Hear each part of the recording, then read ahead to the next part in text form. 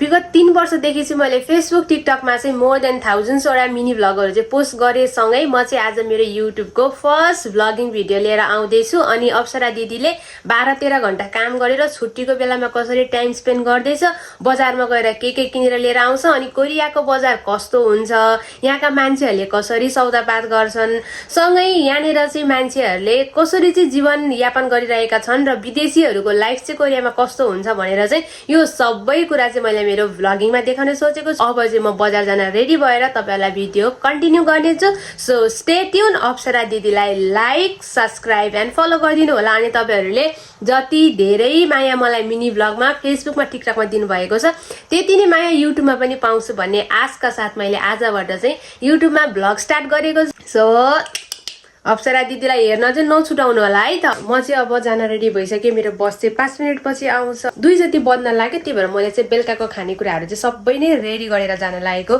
के रेडी गरेँ म तपाईहरुलाई देखाउँछु है त। काउलीको तरकारी बनाएको छु। माथिबाट चाहिँ धनियाँ र के भन्नु यसलाई, कोरियनबाट मात्रै आयो नाम। यो माथिबाट चाहिँ धनियाँ र हरियो प्याज हालेको छु। मेरो दाल ढेन्टे दाल छ है, अनि सिलाम धनियाँ र टमाटरको अचार। अनि यता चाहिँ छ मेरो रायोको साग। बेलुका चाहिँ म आउँदाखेरि काँक्रो गाजरहरू लिएर आउँछु नि त। अहिले चाहिँ मेरो घरमा काँक्रो गाजर सबै सकिएको छ। सो तपाईहरुलाई त्यहाँको बजार कस्तो छ म तपाईहरुलाई देखाउँछु। म जाँदैछु है त। म चाहिँ अहिले यहाँ मेरो घरको छतमा छु। अनि ओटिटी चेक गरौँ भनेर आएको, के लगाएको छु भनेर देखाउनको लागि। अब मेरो बस आउन 5 मिनट बाँकी छ। सिम्पली देखाइहाल्छु र के लगाएको छु भनेर। मैले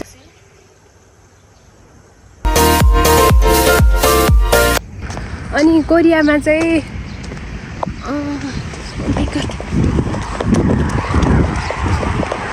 बाटो क्रस गर्नलाई बत्ती जान्छ भनेर क्या।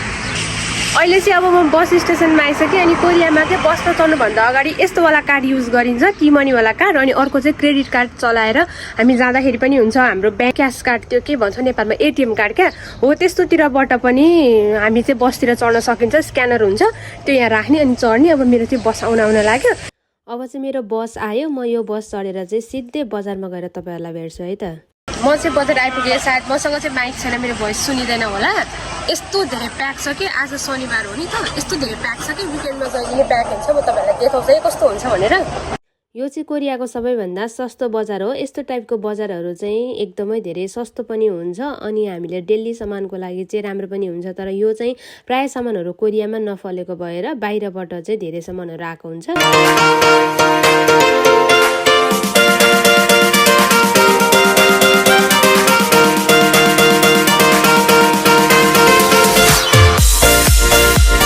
जसलाई जति नै धेरै हतार भयो भने नि लाइन चाहिँ सबैजनाले बस्नुपर्छ है कोरियामा। सो मैले पनि अलिअलि सामान किनेर चाहिँ अब यता अर्को बजारतिर जाँदैछु। अरू पनि केही छ कि भनेर आफूलाई चाहिने जति लगभग किने। अनि अहिले चाहिँ यहाँनिर वाटरमेलनको एकदमै धेरै सिजन रहेछ क्या। हेर्नु न, किन्न मन छ, घर टाढो छ, बोकेर लानुपर्छ। त्यहाँ पर पार्कमा पनि निस्कौँ भनेको टेन्सन छ कि कस्तो खानु चाहिँ मन लागिरहेछ। हेरौँ अब मुड चल्यो भनेदेखि पार्कमा गएर वाटरमेलन पनि किनेर लान्छु कि त। मा चाहिँ कार्ड चल्दैन कि, यसरी क्यास बोकेर जानुपर्ने हुन्छ। हेर्नु ल, यो सबै चाहिँ सेल लागेको हो।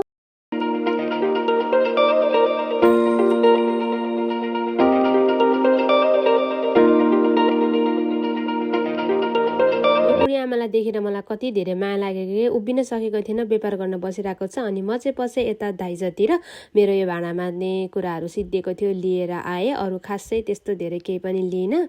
हेर्नु न, यो प्लेट क्या दामी रहेछ है। यो प्लेट पनि मैले चाहिँ लिएँ होइन। यो धाइसेको चाहिँ तपाईँहरूलाई फेरि म अर्को भ्लग निकाल्ने नै छु भनेर अलिअलि मात्रै खिचिरहेको छु, किनकि मलाई चाहिँ ढिला भइसकेको थियो।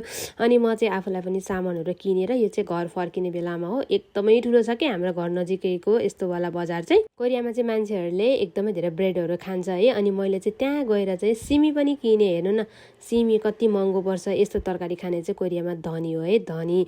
यतिकै जम्मा नेपाली 700 रुपियाँ।